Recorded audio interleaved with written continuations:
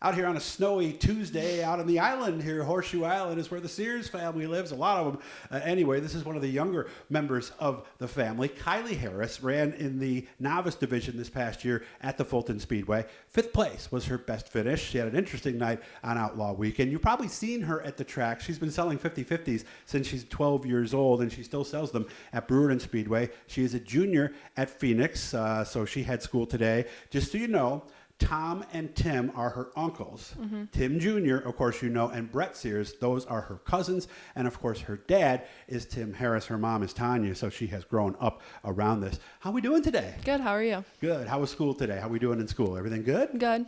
Pretty boring, but yeah, good. Were you hoping for a snow day? Yeah. Actually, I didn't even know it was going to snow. Oh, until I woke up this morning. I was like, I'm surprised we didn't have a 2-hour delay. Yeah, at least. Kind of surprised, too. Yeah. So, okay. It took a little longer to get to school, but... Do you drive to school? No, I get my license next month. Oh, nice, yeah. Nice. So is this something, we talked about, we ran down some of the statistics on how you did. Was this something growing up around this with pretty much everybody in your family associated with this in one way or another? Was this something you always wanted to do even like when you were a little kid? Yeah, I always wanted to be in the garage with my dad, helping him. I always wanted to help him at the track. So it was always something I wanted to do. And then last year was the year I was like, Dad, I really want to do this. Mm-hmm. And then, like I said, I got the hint when I opened my first gift on Christmas was the box of seatbelts, and it was really heavy, and I was like, what is this? Yeah. And then all winter we spent the winter building our car. We pushed off our vacation. Yes. Nice. We had both of them in here. Mm-hmm. So I learned a lot of the basics just to, he's like, you have to have, I had background from it, but I just needed to learn more. So we spent the winter doing that. We pushed off our vacation to later in the year, winter, just to get these done because we had test and tune coming up. So, and obviously we needed to be there. Okay. What was the biggest thing you learned by putting that car together? Just, I need to have patience and pay attention and just know the little things. Okay. So. Did it come to you pretty quickly? I mean, are you pretty good with tools anyway? Yeah. I did mostly none of the motor stuff, just okay. I helped put my seat in, all the little body panels around. Mm-hmm. I put my entire body on, obviously with my dad. Mm-hmm. So the rear end transmission, all the radiator, all that stuff. Yeah, and when he was doing my dash and stuff, I paid attention to all that stuff. I obviously couldn't do it by myself, but sure. Is that the goal someday? Because I think the more you get into this, you have to be able to do this stuff by yourself. Yeah. You? Yeah. So every week I washed both cars, tires. We took obviously some of the body off to wash it. Right. And I actually blew a motor. So that was something I had to go about. So as a mechanic, what's your best skill? What are you best at? Or maybe not as bad at? Honestly, I don't really have as much experience in that, which I need to learn. So as the years goes on with my dad, I'd need to learn that stuff. Okay. So by the time you pulled in to that first test and tune, what was your confidence level like on that day as you pulled into the racetrack, signed it, and started unloading? None. I was so scared. Really? Yes. I was so nervous. I was like, I'm not ready for this. But I went out there, and I obviously wasn't the greatest, but I tried. I had fun, so that's all that really mattered. And yeah. And people who have never been on the racetrack at Fulton don't realize one of the most nerve-wracking things to do. First of all, going up the hill with the hand clutch. Yeah. That's not easy. No. Right? And also pulling out of the racetrack, you got a little blind spot for a second there. Yeah, it was I just have to keep it straight, and then I pushed it into gear. But actually, before we went to test and tune, I didn't even know how to get my car in high gear. Oh, really? So we went down to my camp, and it's just a runway. And my dad was on my Nerf bar, and he was like, okay, get going at a good speed, and then push it into high. Because there's a knack to that, isn't it? Yeah. And you have the Generation 2 transmission, yes. So at least you didn't have to... No. The one between your legs is almost like you needed a third arm. Yeah, and with your seatbelt, so... Okay. So Dad was actually hanging on. Yeah. Yeah. It's funny, that's how my daughter learned the same thing. She had the car owner hanging on. So we know how to do that. We knew how to get around the racetrack, kind of, because you told me you didn't do anything. No karts, no iRacing, nothing. No. So just what you saw in 16 years of going to the racetrack was your background? Yeah. What were you telling yourself? Because obviously you go around a little bit and kind of see the track for the first time before they throw the green. Yeah. What's going through your head? Well, in the staging lane, obviously we were the first ones on the track. He's like, it's a little wet. Stay away from the wall.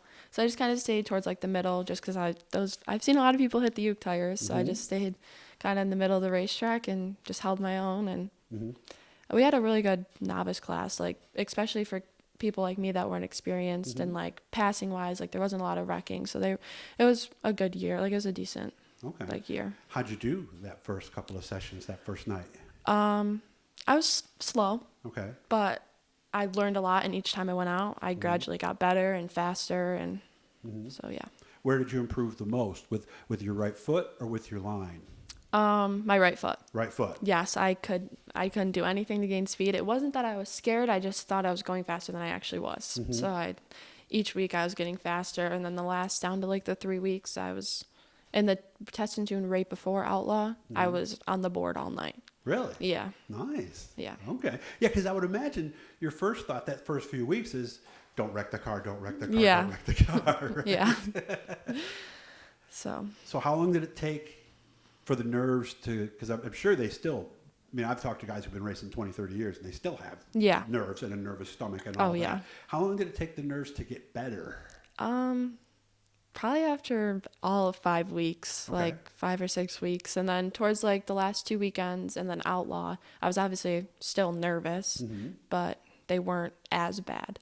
Okay. And I like my dad in the staging lane to be next to my car. It makes it a little better. So that way I'm not just sitting there like thinking and worrying about all the worst things that could happen. You're right, because I think the worst thing that can happen sometimes in racing is if you think too much. Yeah. Right? And then it just, Yeah, because you can't plan passes. You have to react to things as they happen, but it takes a while for you to get the confidence to know how to react. Is that a good or way like to put it? how close you are to something happening in front of you, which that was one thing for me. I was worrying too much about what was happening in front of me. Gotcha. Especially because every week they did like the points, but in handicap. Yeah, but every week I started in the back.